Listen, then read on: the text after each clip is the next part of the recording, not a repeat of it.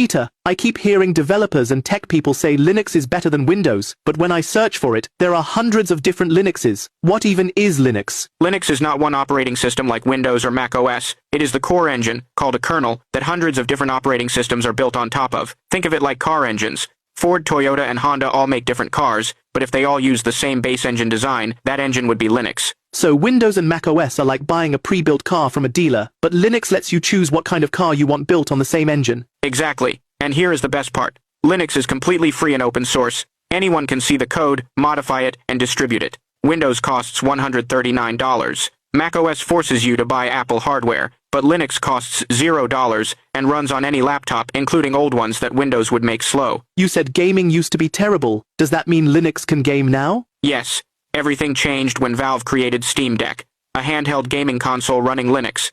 Valve built Proton compatibility layer that lets Windows games run on Linux. Now over 15,000 Steam games work perfectly on Linux, including major titles like Elden Ring and Cyberpunk. Linux went from worst gaming OS to completely viable. Okay, but you mentioned battery efficiency earlier. How does Linux help with battery life? Linux uses significantly less system resources than Windows.